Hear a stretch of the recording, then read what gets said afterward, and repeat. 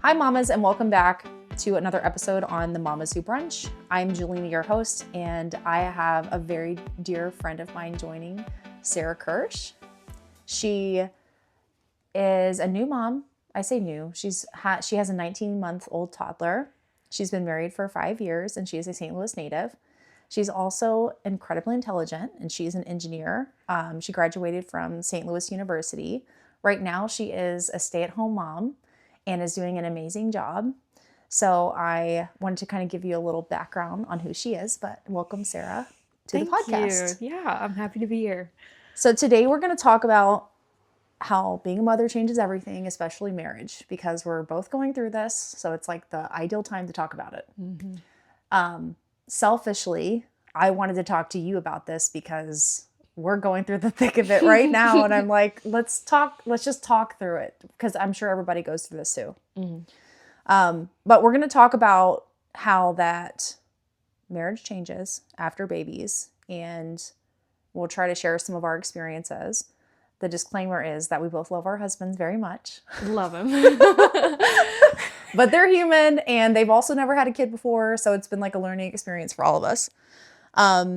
So we're going to talk about the beautiful parts of being new parents, the hard parts, and then some things that we've learned to reconnect with our husbands and try to show each other grace.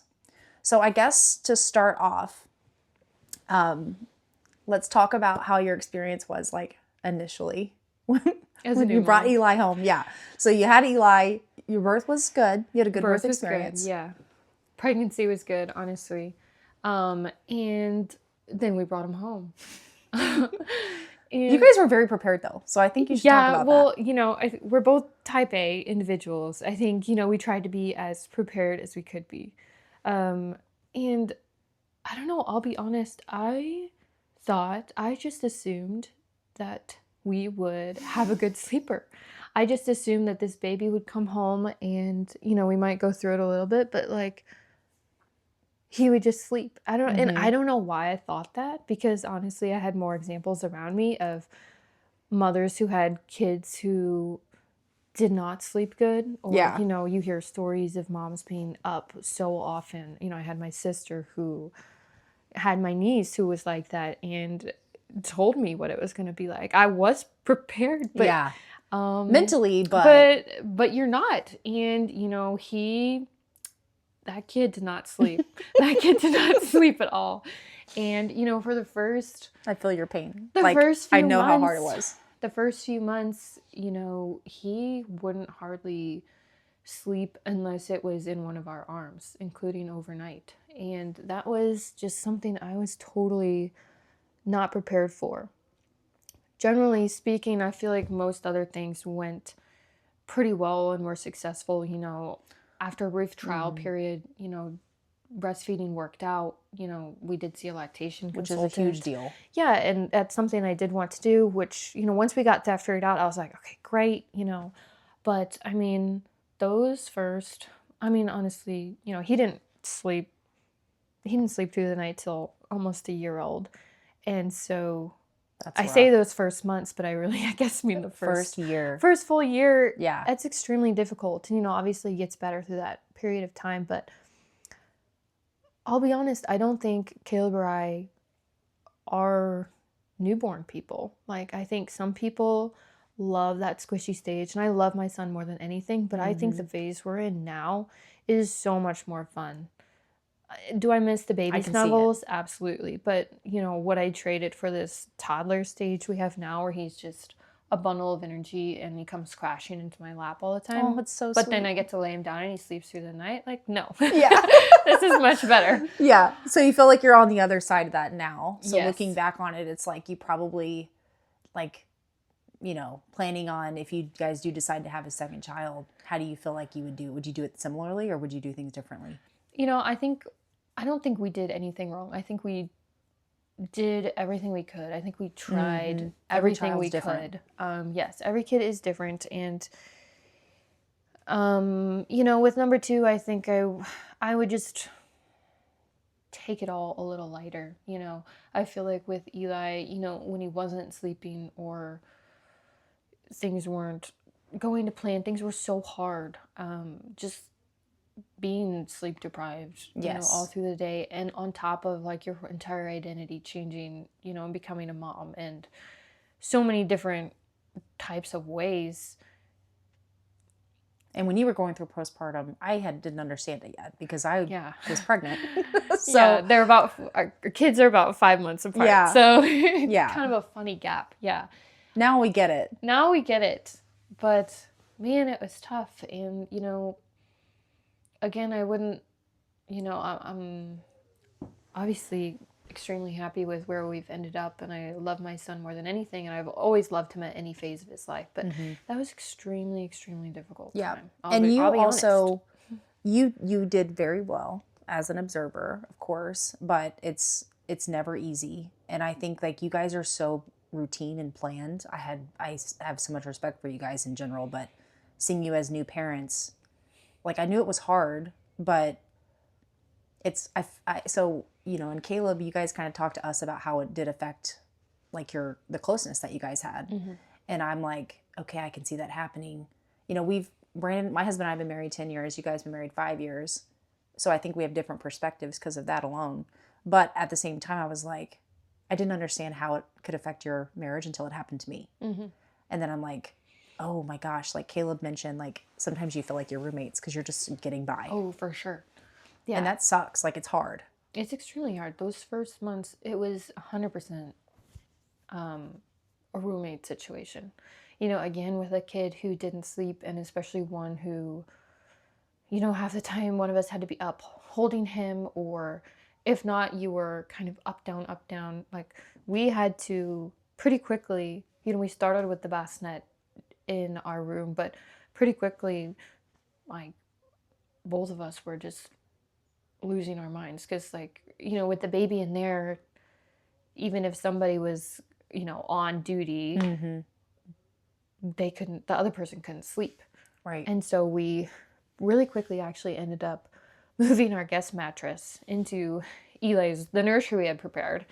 I forgot about that because of course we had prepared it because we are the people we are. It was totally done out. Yeah. And I know a lot of people talk about not using the nursery for the first 6 months or whatever, but I think by week 2 we had him in there, and we had a mattress in there, and we were taking shifts sleeping in there. And that's something I really appreciate that I've seen about Caleb, your husband, and my husband, is I do feel like they've stepped up in a lot of ways. Now, is it what we would do? Probably not. But I do feel like compared to other husbands I see out there, they do a really good job taking shifts. Yeah. No, and they do. And honestly, like, I don't know where I would be if he hadn't done that. Like, I think he pulled more weight than most fathers that I know or I've heard of, whether that's peers or whether that's, my mom and grandma in that generation. He did way more than he, I think than society demands of a father. And I needed it. I needed it. I am somebody who needs a crisp 9 hours of sleep. Me too. Like, I love is sleep. Like a requirement. And having a kid who was not a good sleeper and is generally low sleep needs it was a difficult adjustment for me, which sounds so silly because it's just like, just sleep. You know what I mean? Like, you're fine. Drink some coffee. But it's like, no. It's difficult. Yeah.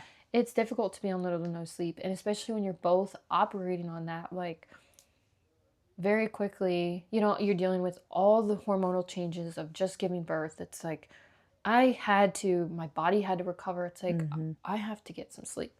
And so that's... And it seemed like physically you recovered really well. Did you go through... Was your relationship also impacted from the hormonal changes? Yeah, for sure. I mean, like, looking back on it, I would... I think I recognize now that I did go through postpartum depression more than just the typical baby blues lasted longer. I don't think, being sleep deprived for that long helped at all. But it was really difficult. And I think, like,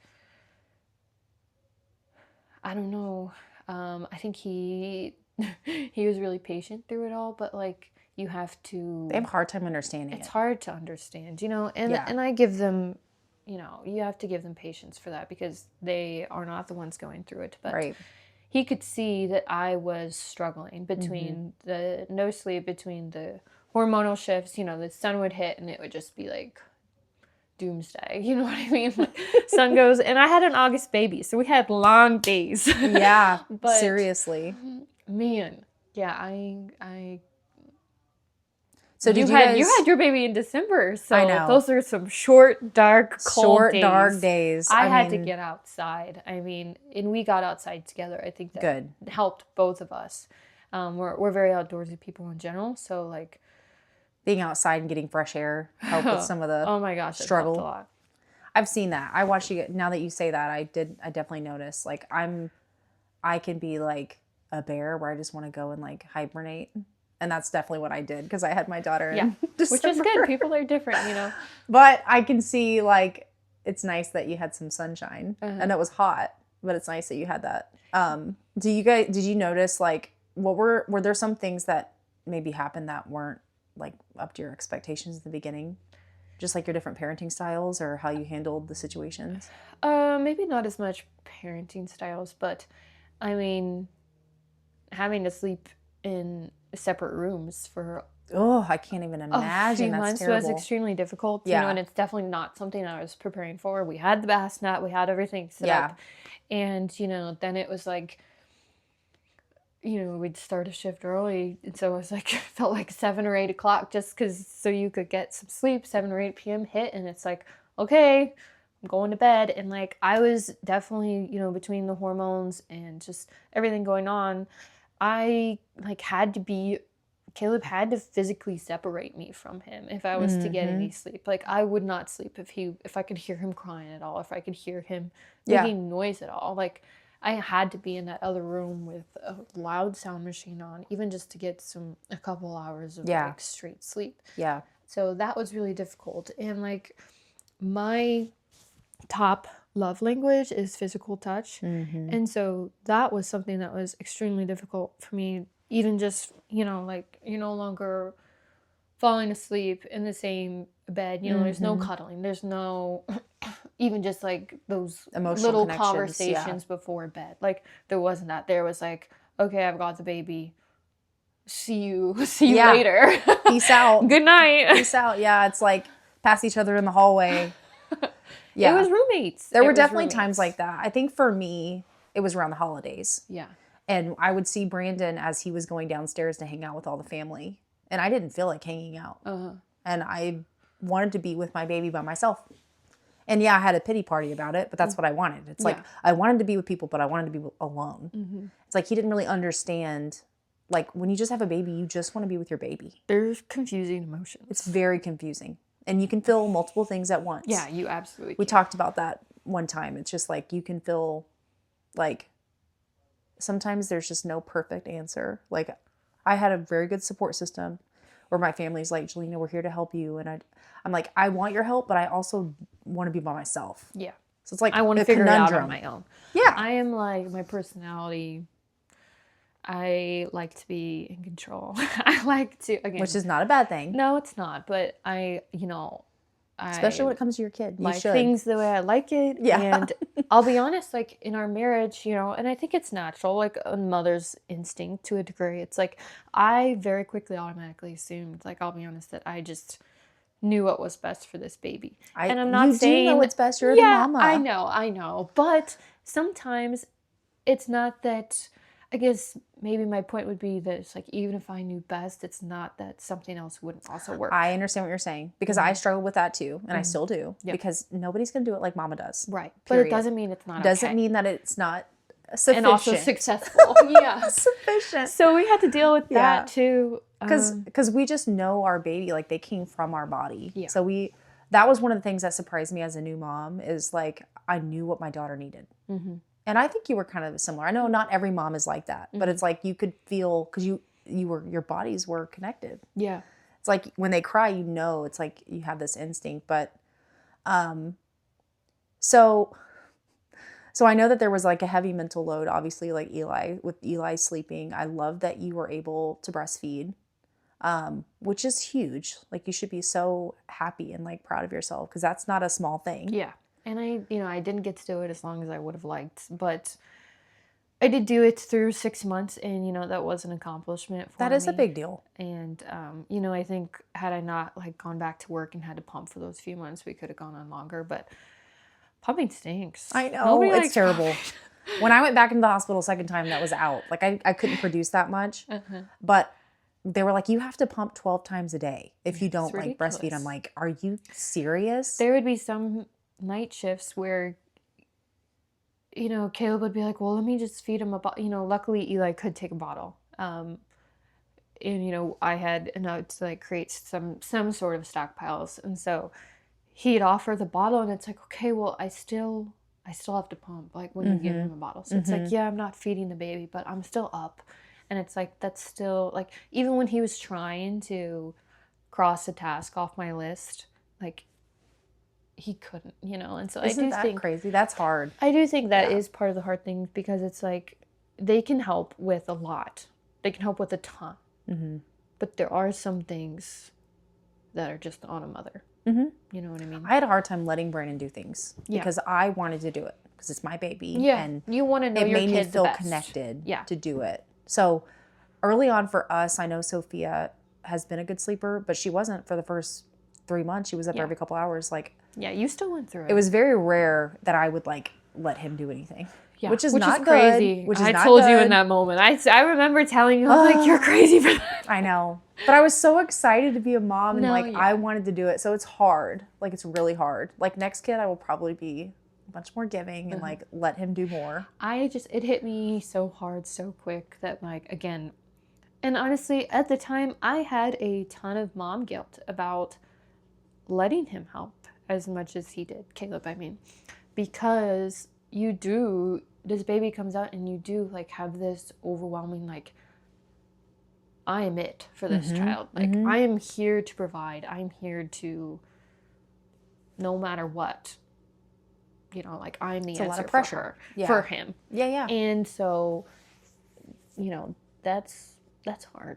Yeah, it is. And it brings up a lot of, like, any type of like traumas or like things in your personality that you have to work on, or things that you're like, I didn't know this about myself. Like, being a parent like exposes everything. Yeah.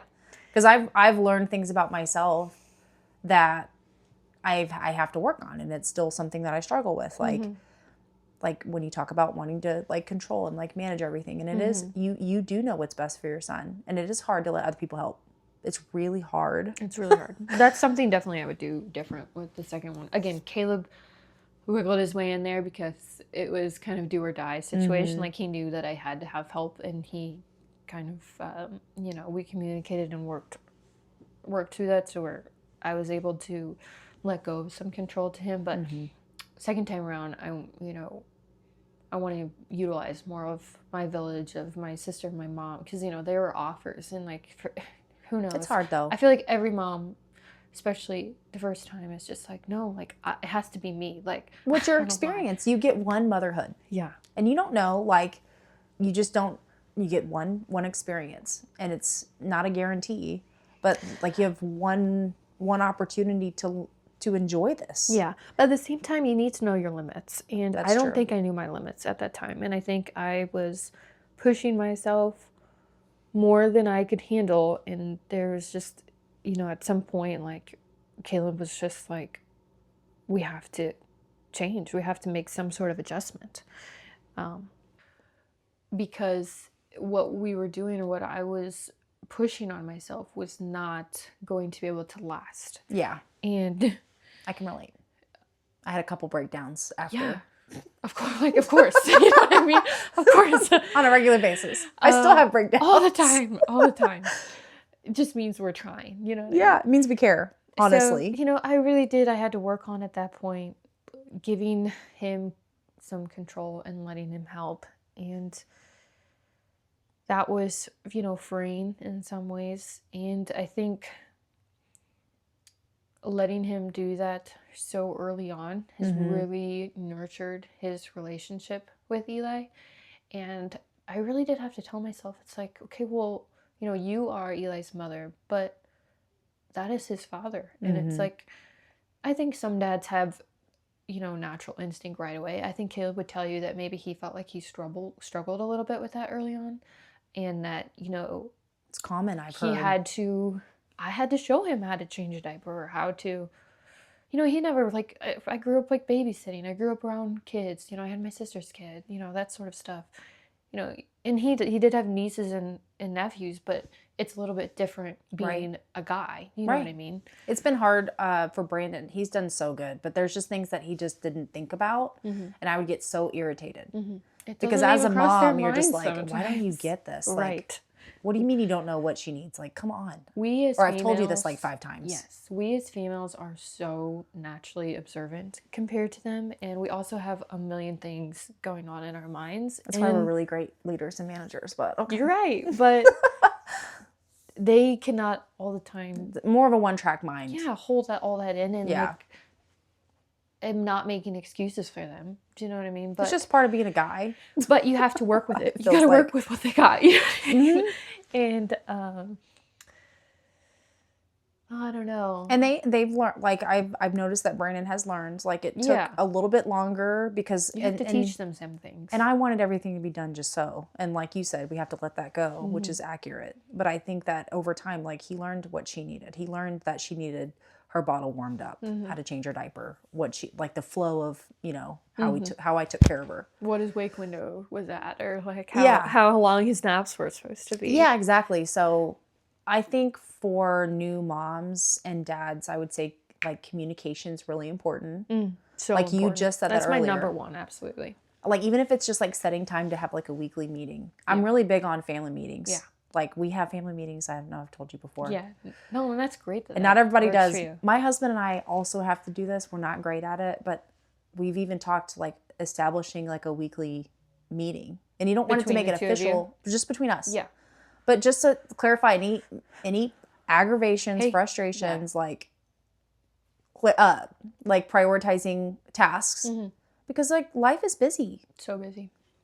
And when are you going to talk about it? When you're changing diapers and cooking and all the stuff. Yeah, one thing we really did that I would, however, you know, you can do it as new parents whenever you can fit the time. I know sometimes it's like pillow talk for some couples.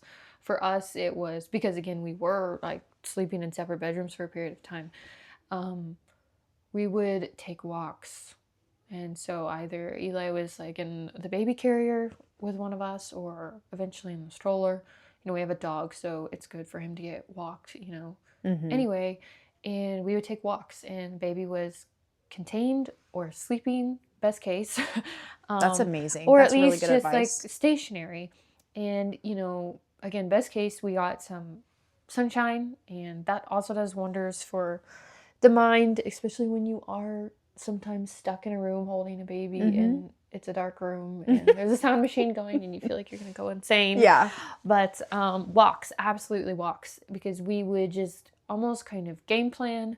We would talk about, you know, what he needed, what we needed.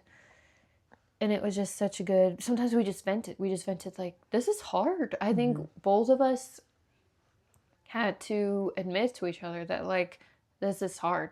You know, I think through our marriage, there had not been something, you know, that like, it sounds kind of silly, that like rocked us like this. Catastrophic. Do you know what I mean? No, like, I know what you mean. I'm blessed that there was no like trauma, you know. Yeah. I mean, we have to have. I don't mean to laugh because some people do go through really terrible things. Yeah, but you're just saying nothing that rocked your world. You know, we had relatives of ours pass and stuff like that, but nothing that just like challenged us as a team or as a couple, like having a kid did. And so at some point we really did have to admit ourselves, like, no, this is tough. Like, and it's okay.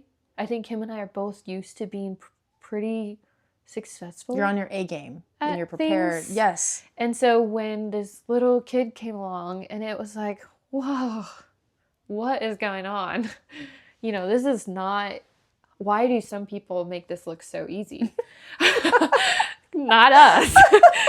And maybe we did on the outside, but like, y'all did a great job. I don't know. I know it's easy to like look at yourself and see everything that you feel like could have been better. But as an observer, like you guys You literally have a home. You've got jobs. You were working for a while.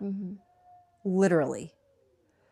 A new kid, like family can be hard. Like it doesn't have to be something catastrophic for it to be an outside influence. Sure. So it's the little things, the daily things. Yeah.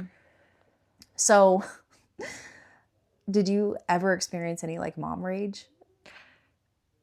And I ask you this because I definitely have, where it's like, you're so emotional and you no sleep, where you just kind of like go off. Yeah, I definitely snapped at him at times. And honestly, I had to just like, it was mostly for me, like it wasn't even specifically pointed at Caleb as much as it was just like the entire situation. I just had to remove myself. You know, I had to, give the baby to Caleb, Like take a minute. Like take a minute for myself. It wasn't, I think like there was never a time where I, doubted my love for my son, but there were times where I was just like, no, I need to set you down for right now because I'm exhausted. I'm past my limits. Like, I need to step back. And it's a big deal. Sometimes the husbands can kind of just be there, when you only have one kid. The husbands are the dog, right? And they can be there and they get kind of caught in the crossfire, or there's someone to blame about stuff, especially when you are very particular. Sometimes I like watch him do something and I'm like, I've told you how I like that done, and it's like they're doing it their own way and it's not bad, but it's not what you wanted. And right. You're like, why is it so hard? Yeah. For you to remember those little details that I like remember all of. Do you know what I mean? So it's easy to forget that like men don't think like we do.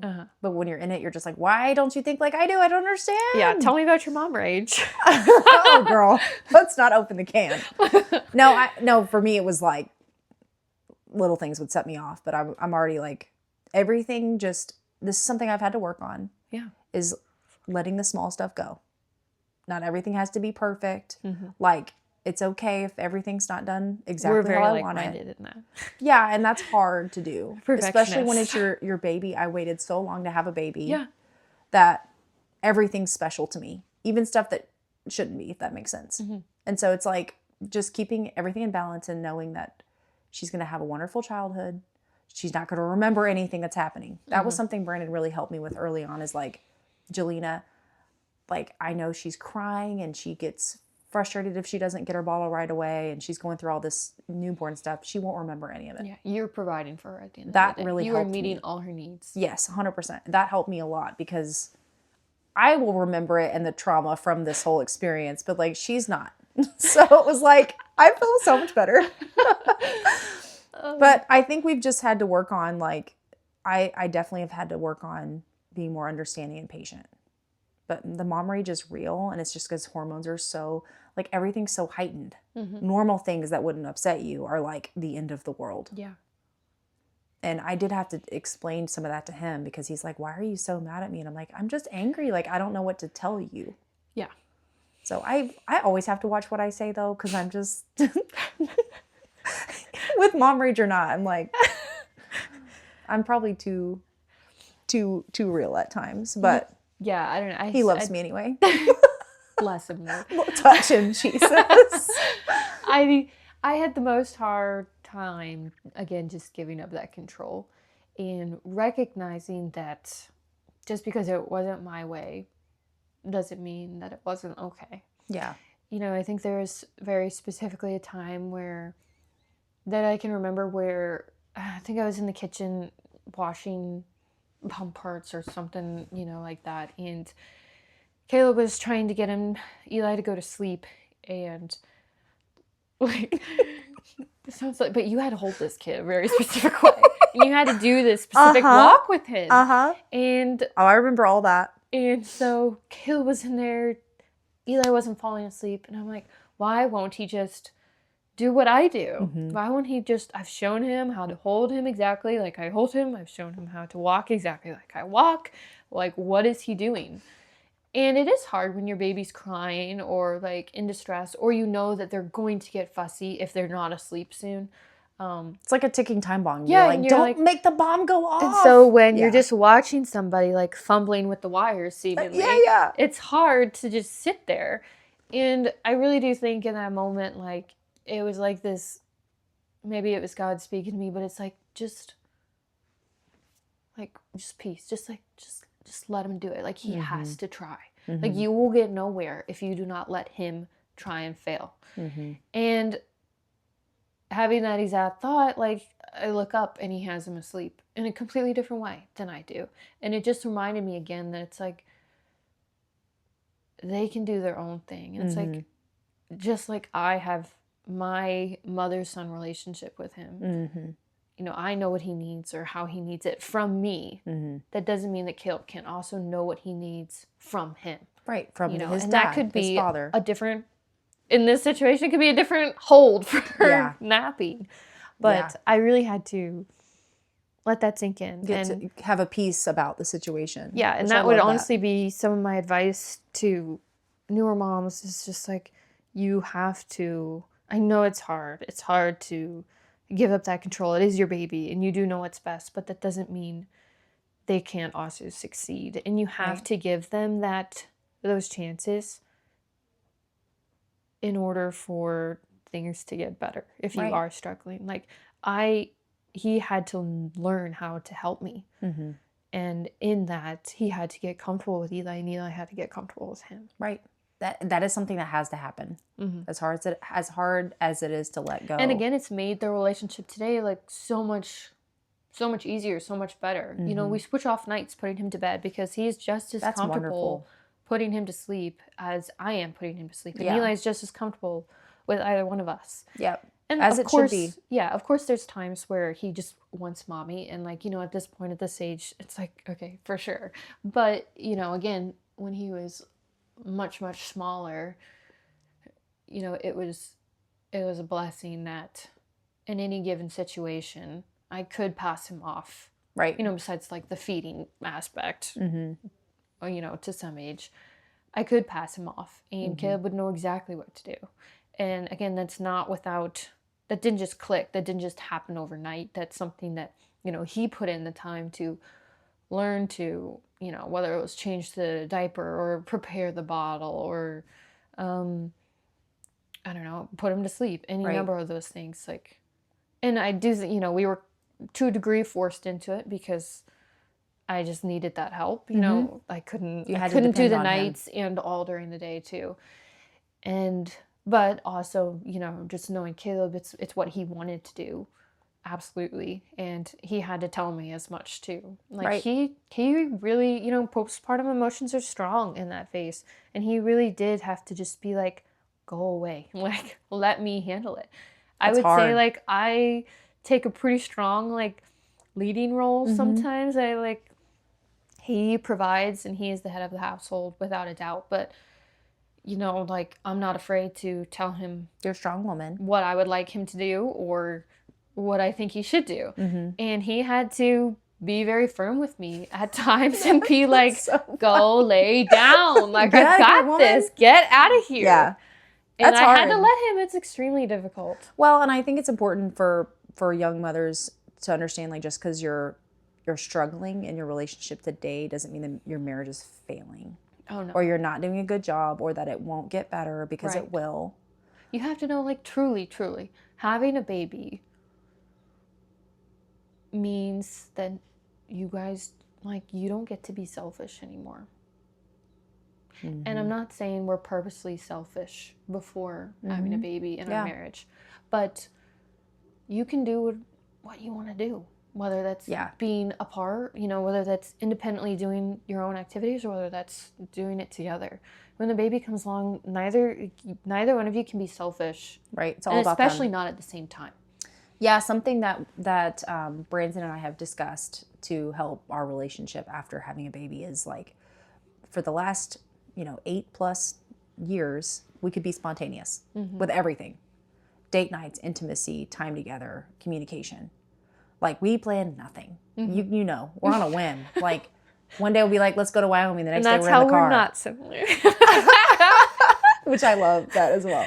But we're like, fly by the seat of our pants. Yeah. Not with everything, but with a lot. Because And you're used to it. Yeah. You've So had, that's what we you've were had used plenty to. of time. Yeah. So then when we had Sophia, it's like, oh, we can't do that. So we've really had to work on ourselves to prioritize date nights. Yeah. What do we do now instead? Prioritize. Yeah. Prioritize time to communicate, our little family meeting. We have a calendar now that I'm going to hang in the laundry room. So it's like prioritize tasks. So we're trying to be more organized now that we have to be. But I do think it's A helped. baby does force you into that. Yeah. And it's hard to. So what's also hard that we have to talk about is willing to be away from your child to spend time with your spouse. Yeah. That's that like can the be hardest really thing hard ever. at first, especially. I can't remember. I think we had a first date night on our anniversary in October. So Eli was maybe 3 months-ish old, 3.5 months. Little bitty, yeah.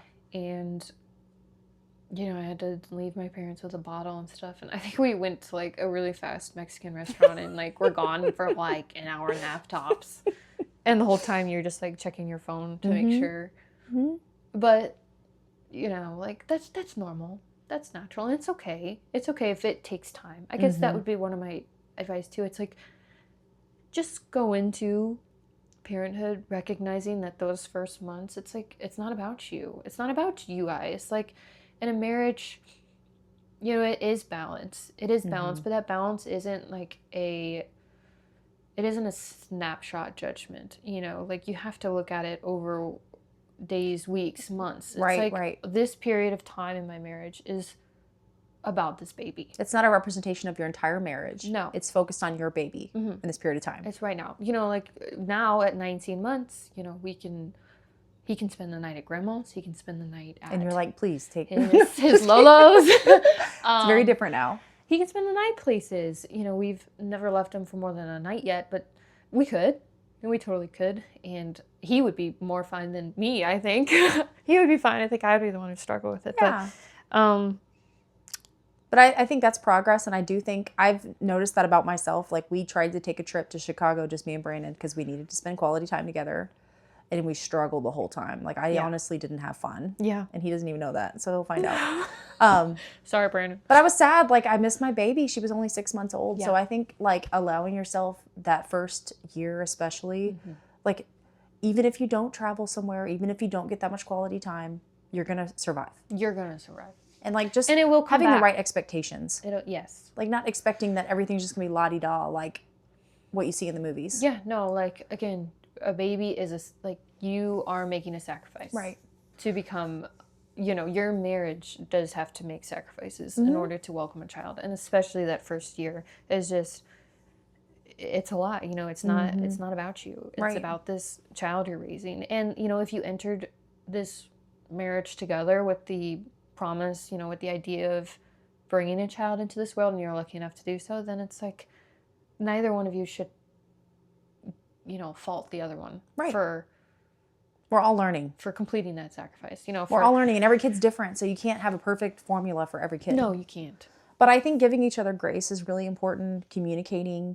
And we live a Christian lifestyle, so that's like, should be easy, right? But it's, you know, it just takes effort. And knowing that you're both exhausted, you're both learning, you're both trying. I feel like another thing that helped me early on was because I'm such an independent woman and strong, like I buy my own flowers. I had to like tell Brandon what I needed. Yeah. Which is really odd. They do not know. I thought like, do you not know that I need, like, I assume you know, but I think over communicating in the beginning helped me a ton. Yes. Because I literally was like, Brandon, I can't get my own water. I can't get my own food. I'm literally 100% focused on this human. Yeah. Well, I need you you were to in a focus on different me. stage because you had to medically recover. Yes. Twice. Yeah. And so that was really tough. Yeah. But I think I learned, I mean, I communicate maybe not the nicest way sometimes, but I had to be overly communicative what I needed because he just, like, men, they're so used to us just being us and like take care of ourselves and take care of managing everything. Yeah. I would definitely say in the communication front, do especially in the beginning, like do daily check-ins, you know, back and forth. This is, you know, me to him and him to me. what do you need right now? You know, what we still do this today, but it's like, what are your goals for this evening? What are your goals for this weekend? Like, whether it's to get done for, I need some self-care, I need some relaxation. Like, I love that. I have X errand to run. Like, you know, I want to do Y around the house. You know, we do that going into a weekend or even going into a weeknight just so that we are on the same page. And it is over communicating, you know, because maybe it's obvious that I need to go grocery shopping for the week or whatever, but putting it, sometimes writing it down or even just storing it in their brain as well is super important.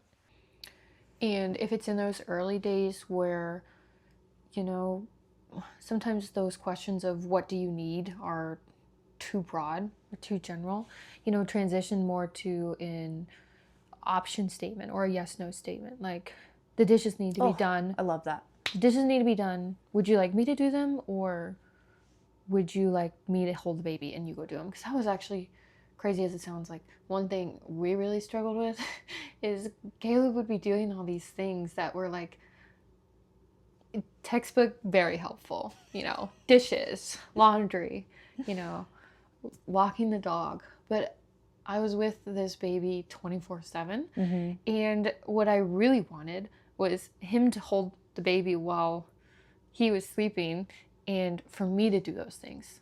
Even like though a they were normal chores. activity. Yes, even though To they were feel- chores. I Yes. was not, you gain some sort of independence because Yes. this baby's not leashed for you. 100%. Going outside to walk my dog, you know. It's like those are helpful things, and sometimes like they wouldn't understand that. You know, they are doing something helpful, but it's like what you need is something different. What I Yes. needed was a little bit of separation and a little Yes. bit of my own time to just, I wish I would have known that before I had a baby. yeah. Because it's like, I didn't even think about stuff like that before having a baby, because you think, I just want to be with my baby all the time, but really doing normal things around the house helps you feel like a normal human again. You don't feel like I you're was just a mother like a all the machine. time, and I'll never not be a mother, but Correct, it's yeah. like being able to also just like do things that like a homeowner would do, or what you used to do, or just, I don't know, they can be extremely helpful for just the mental health, the For sure. break. And again, you are doing something productive. It's not like I was just resting. I didn't even want to just sit there and rest. Right. It's like I wanted to be contributing in some other way than, you know, holding the Being a baby or milk machine. entertaining the baby 24/7. Yeah. And I think your needs change. As the baby changes, Definitely. your needs change. Yeah. And I've learned that as well, the hard way. And your hobbies change, and what you're comfortable doing changes. You know, again, back to the date nights. It's like I wasn't comfortable leaving him for more than a dinner for a while, and now, you know, that, And that's okay. yeah, and that's okay. And it changes, and now that we're at 19 months, I can leave him for a sleepover and be okay. Yeah. And when he's 18 years old, I'll leave him for a week. No. It's like, we'll cross that bridge when we get there, We'll okay? cross that bridge when we get And there. I think that's perfectly fine. And I think people will push you to do things and you make the decisions. Yeah. And I think that Boundaries are important. that's sure. a huge thing that has helped me, boundaries. I also, so you have to listen to the signs of your body as a mom. And that's something I've learned recently, like in the past couple weeks, literally, is if I feel overwhelmed, I need to ask for help. And that's hard because I have to literally get to a point where I'm like banging my head against a wall to ask for help because I'm stubborn. Yeah. But I think depending on the people around you're you is like huge. You've grown up. Very. You're independent. It's always been you. So what do But you if mean you there's feel somebody like else? drained as a mom, that's a telltale sign you need more help. Yeah. Whether that's telling your spouse that what you need, telling someone else. So I even had to tell Brandon, like, I feel like I'm doing it all. And it's not like we have one conversation and it automatically is fixed. It's continual check. And that's why the check-ins are so important, because just because we tell our husband something 6 months ago doesn't mean they remember it. They don't remember what we told them yesterday. No. Or even that it's still true. I don't know. Correct. Or that it's, not some slightly different version of what you told them now. And your baby's changing, so that means we're also changing. So I think that's been an eye-opening thing for me. And then I also had to tell Brandon, like, I'm giving 100% of myself to this little baby, but this baby isn't giving me any love back. And I think that's a big part of postpartum. You're pouring out every ounce of yourself, but this baby's not telling you they love you. They're not showing you affection. Yeah, they might cuddle. Maybe. Yeah. They're sweet and you love them, but it's like I needed extra love because I was pouring so much of myself out. Yeah. And my kid's not like, you're such a good mom. Like, she can't talk to me. Mm-hmm. So it's like, You I need those needed verbal that. affirmations from Yes. from somebody else. And I had to, Is that your love tell language? him. I guess it is. Or at least part of it. Maybe it's one of them. Which is funny because I hear you say that and I'm like, I mean, of course, I love to be told that I'm doing a good job, you know, especially in those early days or when everything's new to you. But, you know, for me, I guess maybe it does go back a little bit to the love language part where I just wanted some time where like I would get to hug him. Do you know what I mean? Without the baby right there. Or it's like That's a big deal. I missed that, you know, that physical touch aspect of the marriage that happened before the baby. Yeah. And so which can be difficult because It's again, a void. when you're like, some days you're touched out. Some days you are so touched out. And even though it's like my body needs it from my husband, it's like I need to be held or I need to just be sat next to on the couch with his hand on my leg. It's like I don't want it because like I also just need my own personal autonomy. And so it's just like, it's hard sometimes. It's tricky. It's a tricky. Well, that's a struggle, thing. especially at the beginning because you don't feel like yourself. No. Yeah. And that's a whole nother, it's icky. Shoo. It's a whole nother, you're just like, I felt, and the only way I can describe it through postpartum is I felt like part of me had died. And like I was walking around, I was literally alive, but like I was dead. And it's hard to explain unless you know what that means. But you literally had part of your body ripped out, especially with a traumatic birth, C-section, like ripped out of my body. And it's a very odd feeling. It's a very harsh transition. Being pregnant is nothing like having a newborn. Postpartum was worse than, even though my labor and delivery was so traumatic, postpartum was worse. And I don't ever hear people talk about it. Yeah. And I don't know if it's because everybody's is different. I know it is. But there are some things I feel like we all go through. I would sure think so. Well, yeah, I know. And that, like, I had issues with that too. Because again, with the whole, like, why does it seem like everybody else is doing this so much better than me? Or why does it seem like it's so much easier for everybody else? Caleb and I really went through this. It's like, are we doing something wrong? Like, why is this so hard? You know, again, coming from two people who, like, generally could take whatever was handed to them. We struggled. It was hard. I do not miss it. Yeah. I don't know. Like, you did have a harder time. You did. And I think it's okay to be like, sometimes, yeah, we had a harder time. Motherhoods are Not very because different of you, experiences. but because your baby didn't sleep. Yeah, that's difficult. And I know other moms have plenty, you know, there's a million different always things that can be something. hard. Colic can be extremely difficult. Yeah. You know, Eli always ate great. You know, some moms deal with that. There's always And he something. walked at like 9 months. Well, that's a blessing and blessing and a curse. Eli is so advanced, like it's insane. He is just he has a very high motor. He has always wanted to move since the day He's a real he boy. came out. He is the most stereotypical boy there is, and I love him for it. But it is a lot. It is a physically demanding job I have. I mean, he is constantly climbing, jumping, running, you know, all around. Well, and I think it's okay to, like, that's something I learned in like postpartum therapy because I felt guilty when I complained. Because there's always somebody in a worse position. Yeah. But it doesn't minimize what you're going through. No. And just because like there are other people, their situation is different, it doesn't minimize what you go through. Yeah. And like I think that's especially important. within your own family unit. Yes. Unit too. Yes. Yeah, no, that's hard. It's just, that's what I would tell myself. It's like, again, I had a very involved husband. He did so much. He always does so much, and he continues to do so much. And, you know, he worked remote.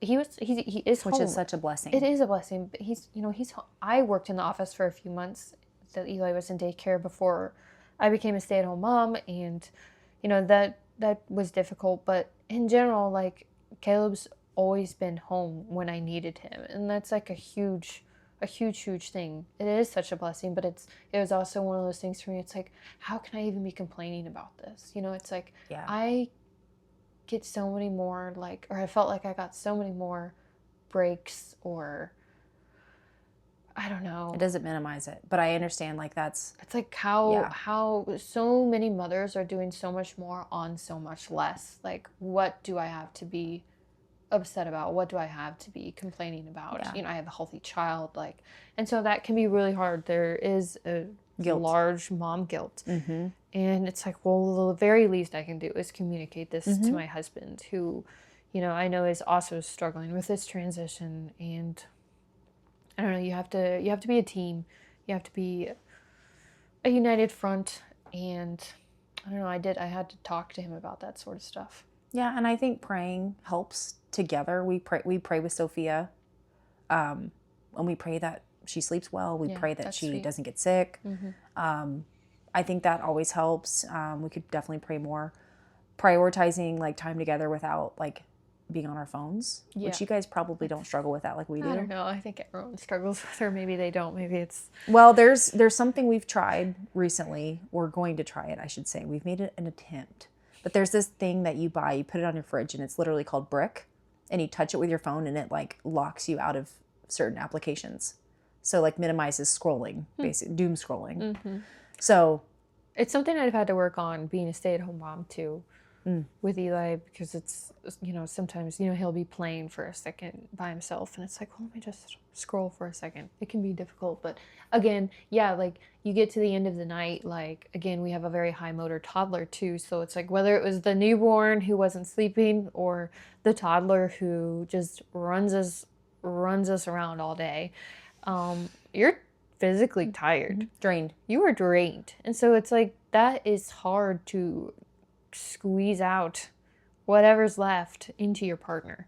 And, you know, yeah, we're totally guilty of doom scrolling in bed at the end of the night, you know, at least we're together, but I know, you're so exhausted, you're mentally you're drained. so tired. But I think that's also okay.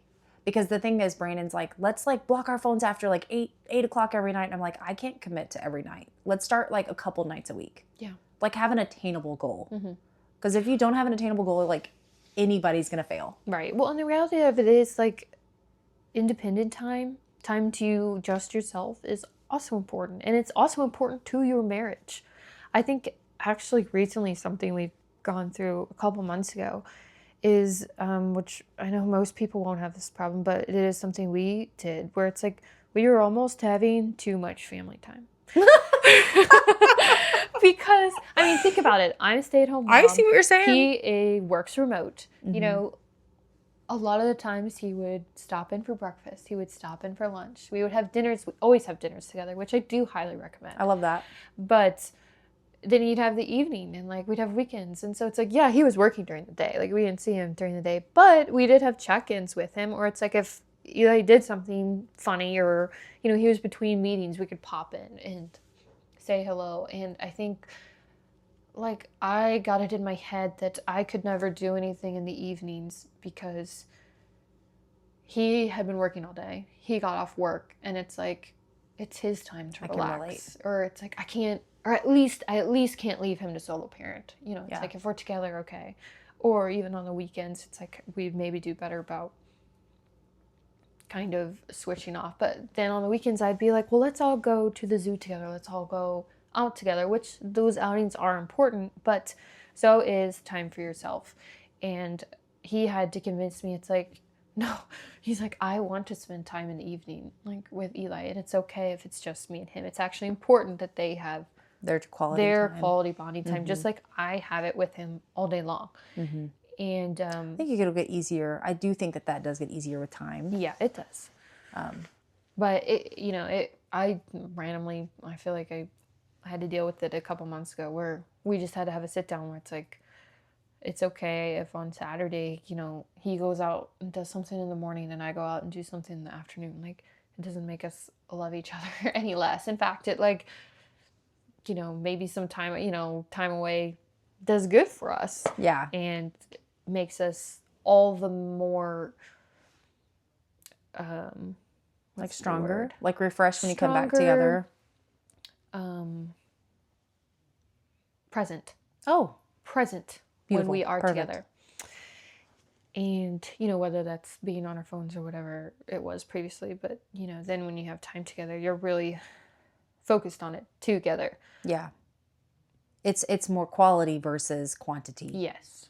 And Because that's I what think we've been that's a focusing on recently. big deal. So I think it is okay, like, that you're not spending every single waking moment together after the baby's asleep, during nap time, whatever it may be. It's like you do need your own time together too. You had that before the baby. It's important to have it after the baby too. It's okay to have your own hobbies, Yeah, I think your own Brandon and I are kind of, passions. I think we've been together so long that we have to make time to spend time together because we'll just like, we both will go do something for work, or like he'll go play Xbox, or I will like want to watch my own TV show. Like we have no problem being in our own worlds.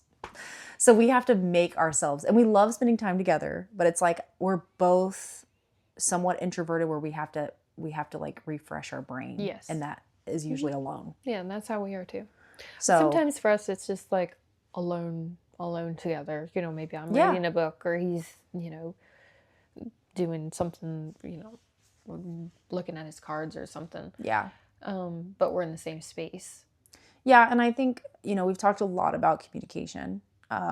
We talked a lot about like expressing what you need, taking that special date night, but being okay with just like being together, but kind of being in your own world. And I think all that is like, I wish somebody would have told me that early on, like that's okay. It's all okay. It's all okay. Any version of it is okay. Yeah, any version. But expressing gratitude is huge. Like making sure to communicate. I even had to tell Brandon, like, maybe my love language is. I think it is. I think I'm learning about something. myself. Oh my gosh. But it's not that I constantly need to be validated. It's just like, I think because I am pouring myself into a creature that can't give me affection back, like I need some type of like, mom guilt is so loud in my brain. I have to have somebody that fights it externally. No, that's fair. I'm the same way. He has because to tell I'm so me hard on over myself. and over and over again, like, it is okay. Yeah. It is okay if you leave him at this, to go do X or Y. It's okay if you go leave both of them. Like, they're okay on their own. Yeah. Like, he's like, I am his father. I'm like, I know. I didn't realize that mom guilt like never goes away.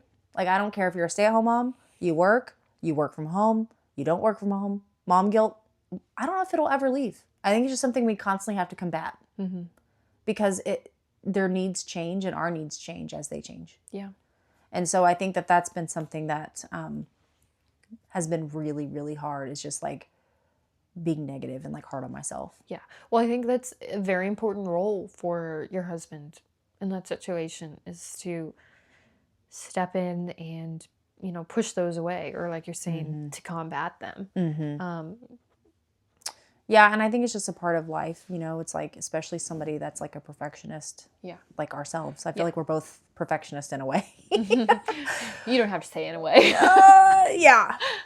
So we have very different applications, but we're both like perfectionists, like type A's. I agree with the gratitude part. I think that is really important. And to be very specific about it. Don't just say thank you. Say thank you for unloading the dishwasher. Thank you for, I don't know, the smallest things. Taking out the trash. Something they do all the time. But it needs to go both ways. Yes, definitely. Because I found myself thanking him for helping out with his kid. And then I'm like, no, this is your kid. You know what I'm saying? Don't thank him for babysitting. You could say 100%. Thank you for changing that poopy diaper. It needs to go both ways. It does. And you do sometimes have to tell him that. And I guess that's my biggest thing. It's like, this is your husband. This is your partner. Do not be afraid to communicate together. It's like, if having a child has,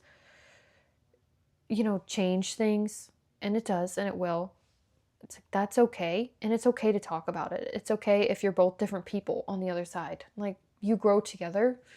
You brought this human being into this world. Like, you have a lifetime commitment to them, just like you do each other. Right. And things will change. And, it's not just one change. It's going to be a bunch of changes, and small changes and big changes. And you have to talk about it, because they can't read our minds.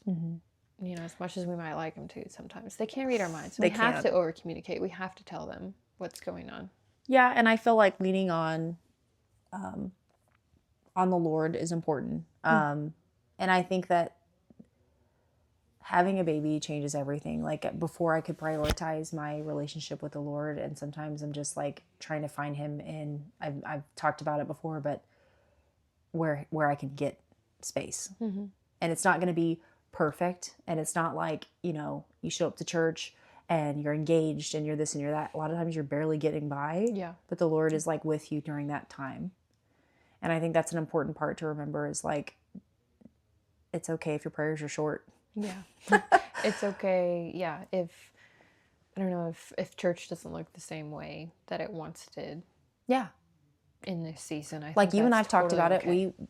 We went to midweeks most of the time. You probably more than me because, but like we missed a lot of church because we've had a kid and that's hard. Like Yeah. I found myself in the nursery like missing out. Yeah.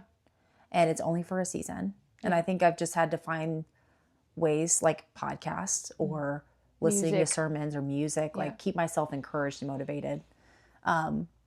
But how do you feel like your love with your spouse has like deepened through this experience?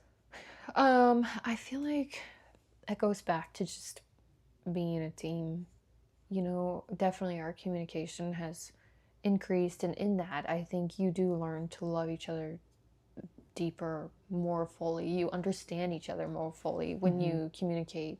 You learn things. The goal through communication, I feel like, is to be able to take it and put it into practice. Like when I tell him what I need in some situation, or how it might look for me to need something, then in the future he can see those signs before they happen, and the goal would be to be more proactive about it, Right. basically to like meet each other's needs before we get to a point of having to even have a conversation about it.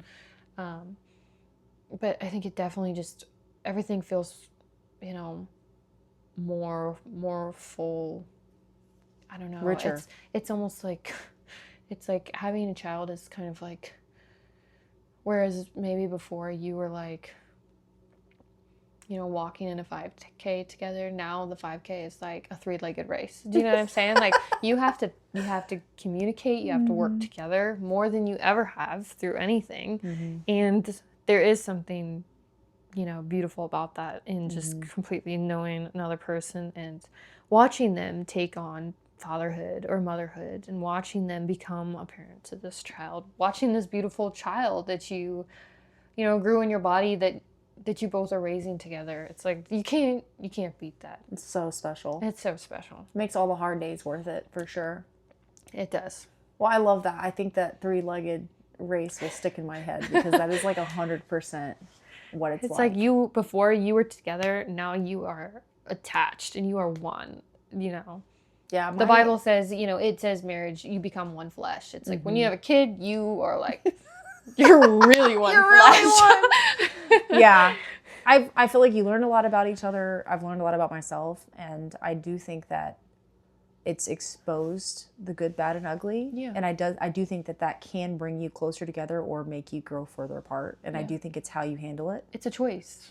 It's a daily choice. Yeah, it's a choice. Because I absolutely understand how, moms grow resentful towards their husbands for not catching up on things or picking up on things, or, and they're not doing what they want them to do or doing enough of what they want them to do. But again, that's where the communication comes in, and that's where you have to lean on each other. You have to pray about things. You have to, talk to God about it. If there's not an obvious solution, then you guys need to work on it together. You need to, like, literally, we have had brainstorm sessions. Like, you have to, like, come up with things. Make a PowerPoint. No. But it's true. Well, I feel like any mom that has listened to this or expecting parent will just do so much better after they listen to this episode. Seriously, I wish somebody had told me this stuff. Seriously, before I had a kid. Now, would I have listened? No, because you do have to go through it. You have to go through it. But I think passage. Preparing for second and third babies, I think this helps just make the process a bit easier. And hopefully somebody listening to this has gleaned something. Yeah, I would say, for those who are, not even married yet, if there are those women especially who are listening, it's like, it is important to choose your partner with the understanding that you are going to have a child together. And it's like, you need to be watching not only how they are with kids, whether it's in their church or in their family, but how they are with you whenever you are overwhelmed or stressed or just mad. Maybe 'Cause you're it's like mad about times 10. something. How do you guys handle arguments? Because Right. yes, nothing will push you through the fire like having a small child completely rely on you. When you guys have arguments, how is he handling these situations? Is he escalating? Is he de-escalating? How is he supporting you?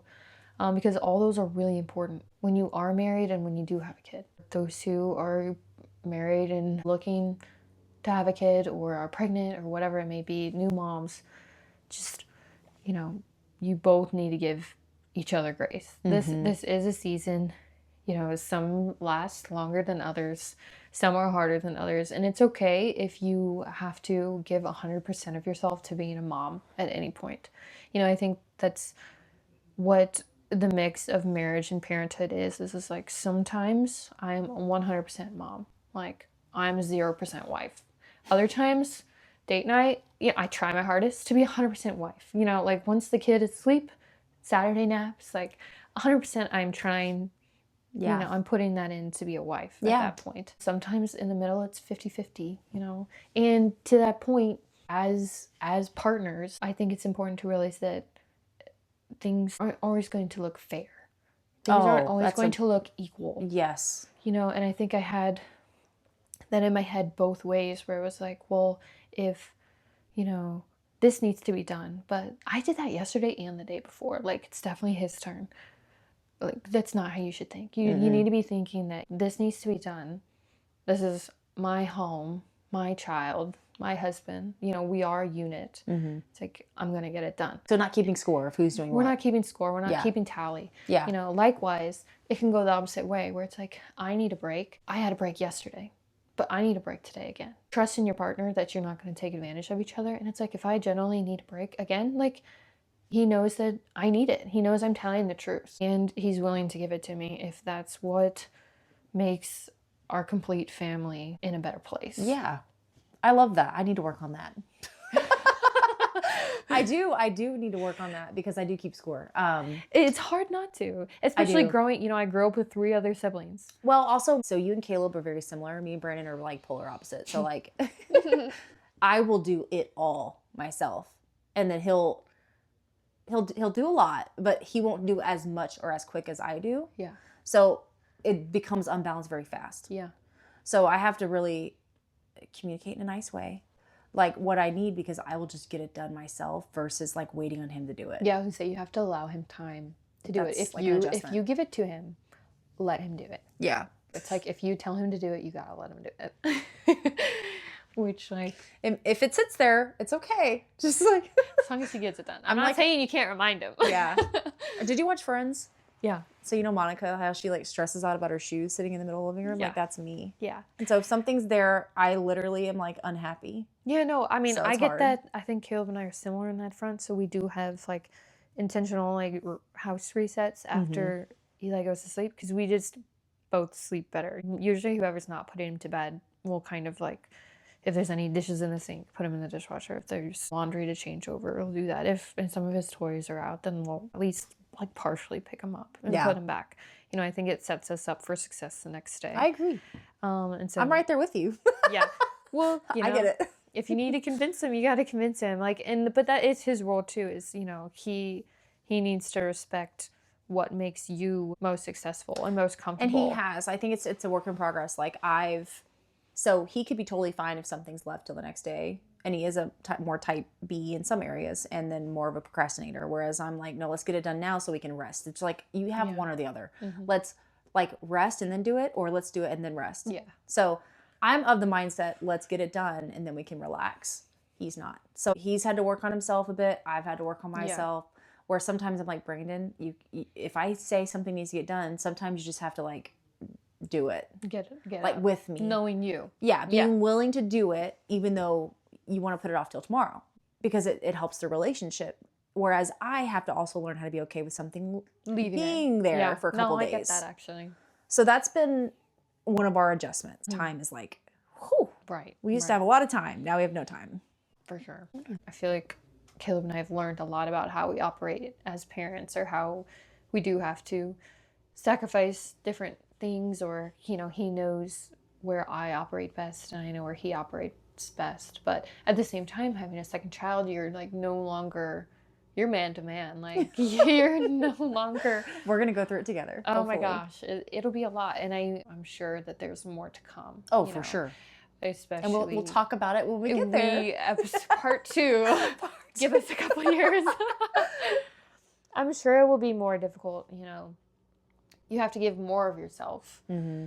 Having 2 kids, you know, you don't, having the second, I know you don't automatically balance out and love each a little, you know, love the first a little bit less so you can love the second one just as much. No, it's like you love them both as much as you possibly can, 100%. Right. At the end of the day, that's going to leave less time for yourself and for your marriage, and you still have to make it a priority even going through it for a second time. Yeah. I know some mothers that were only able to have one child. Susan, my mother-in-law, she was only able to have one, and she wanted more. It's important to make a mother that has one child not feel like less of a mother because they have one child. For sure. You still have to give 100%. Your 100% may be spread out to all if you have more kids. It is harder the more kids that you have, 100%. Mm-hmm. It has to be because there's only one you. Or 2 of you, let's say. You and your husband. It's only going to get harder as you add on more kids. But I think that applies more prayer, more grace, more understanding, more communication, more scheduling. Yeah, the idea is that you get a little bit better at it each time. Yes, that's the hope. But I've watched other women do it, especially like myself, that they also work and they have kids. And I don't think there's a perfect formula. Every family is different. Yeah. And you have to do what's going to set you up for success. Kids are so different. Yeah. Spouses are so different. Just like your personalities. Like, you and Caleb are very similar in like your daily routine, whereas Brandon and I are like totally different.